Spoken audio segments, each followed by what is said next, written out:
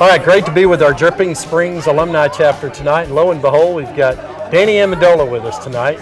He's famous for a lot of reasons, and we'll get to one of those here in a second. But I got to reminisce that football, that great comeback at the Insight Bowl in Phoenix. So let's talk a little bit about that. I mean, we had a rough first half. Yeah. What was halftime like in that game? Halftime was all about Mike Leach and getting our mentality right. You know, Mike was big on of course swinging your sword, and you know, if you're going to go out there, you might as well give it your all and not leave anything, you know, back. He was such a great coach. He did so much for us.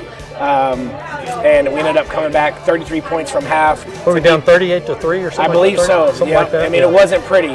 It wasn't pretty. We knew we had a lot of good football plays that we needed to make, one at a time. Of course, you can't do too much. Everybody doing your job. Everybody doing your job. Absolutely. At what point in the second half did you begin to believe this may happen? Honestly, it was really at around the 5-minute mark in the fourth quarter when we had a couple of big plays. We had a nice change of field position with a punt return, and it really just kind of sparked us into getting, you know, scoring late with no time left on the clock, and we knew really the second half, once the momentum was going our way, that we were going to be hard to stop. But Keith still has to make that field goal.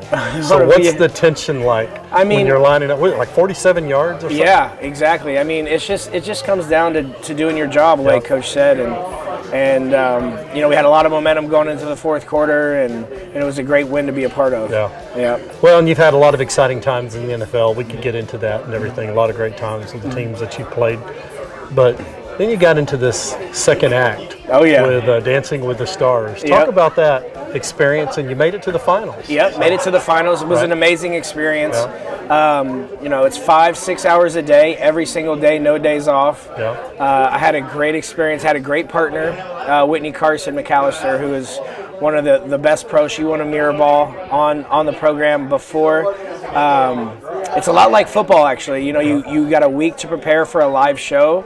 And you know, you got to go out there and you got to perform when the music comes on, when the lights come on, it's live. So where'd y'all do that at? In LA. In LA? Yep. So I was out in LA for 3 months, you know, working on dancing every single day, and I had a great teacher. It was a great experience. You think you were a dancer beforehand? Never even thought about it. Really? I have no experience whatsoever in dancing, but it was unbelievable experience. Wow. I miss it. You know, it was a lot of fun.